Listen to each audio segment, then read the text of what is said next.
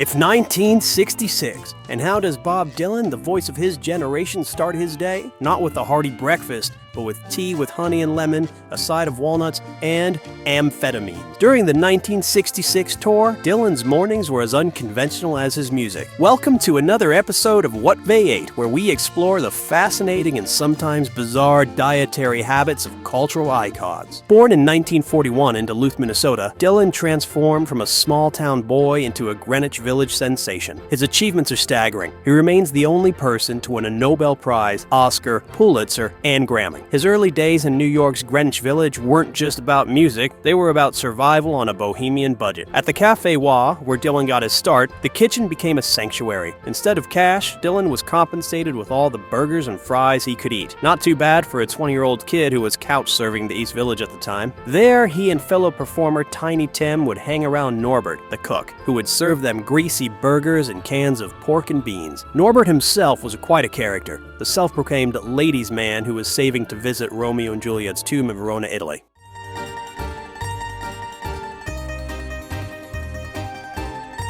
The mid-1960s marked a dramatic shift in Dylan's relationship with food. As his fame skyrocketed, his appetite diminished. Albert Grossman, Bob Dylan's manager, recalled Dylan's austere routine. 2 eggs in the morning, followed by a bottle of wine nursed throughout the day as he hammered away at his typewriter. This wasn't just about diet, it was the era of speed kills, when amphetamines fueled many artists' creative fires, Dylan included. Joan Baez, his former partner and fellow folk icon, remembers the stark reality of those days. Stacks of untouched room service plates during the UK tour told a story of an artist consumed by something other than hunger. Even during a legendary Rolling Thunder review tour from 1975 to 1976, Joan found herself playing mother hen to both Bob and his wife Sarah. She felt compelled to remind both Bob and his wife to eat. "I always felt I had to mother Bob," Joan reflected.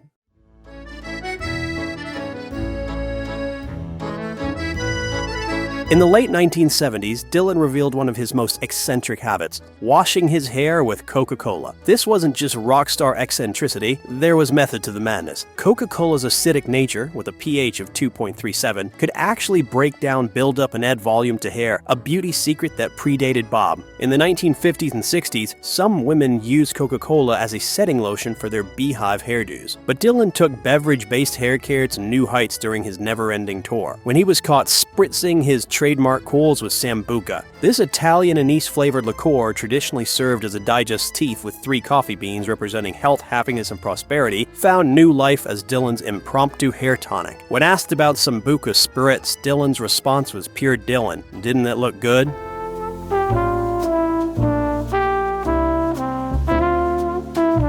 In 2006, Dylan surprised everyone by sharing his detailed Figgy pudding recipe on Theme Time Radio Hour. This wasn't just a dessert. Figgy pudding has been a British Christmas tradition since the 16th century, mentioned in Charles Dickens' A Christmas Carol. The dessert's connection to social justice, remember, we won't go until we get some, might have appealed to Dylan's protest singer roots. Dylan's recipe is remarkably traditional. Flour, breadcrumbs, sweet, brown sugar, and chopped figs steamed for 3 hours. The use of suet, hard beef fat, harkens back to a time when high-calorie winter foods were essential for survival. Dylan's enthusiasm for this historic dish, served with heated golden syrup and custard, reveals his appreciation for cultural traditions that predate rock and roll.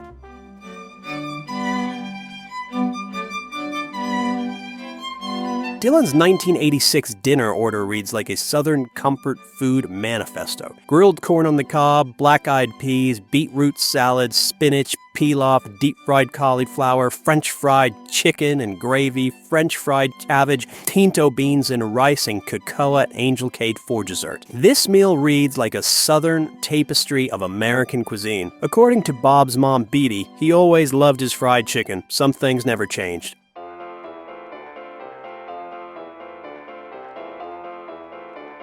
Behind Dylan's public persona was Robert Zimmerman, a kid from Minnesota who grew up with his mother, Beatty Zimmerman's cooking. Her banana chocolate chip loaf bread recipe, now a favorite among Dylan's grandchildren, represents more than just a dessert. It's a thread connecting 3 generations of the Zimmermans. The recipe's use of sour cream for moisture was a classic mid-century baking trick, popular during Dylan's childhood in the 40s and 50s. This simple bread, made with overripe bananas, a frugal practice dating back to the Great Depression, tells us something about about Dylan's roots. While he may have become a countercultural icon, his taste for his mother's banana bread reminds us that even revolutionary artists sometimes just want a taste of home. Bob Dylan's culinary journey mirrors his artistic evolution. From the humble beginnings in Greenwich Village diners to his mother's banana bread, each chapter revealed another layer of his complex artistry. His relationship with food, like his music, tells a story of America itself, its traditions, its innovations, and its contradictions. Don't forget to like, subscribe, and hit the bell icon to join us for more historical culinary expeditions. Because remember, everyone needs to eat.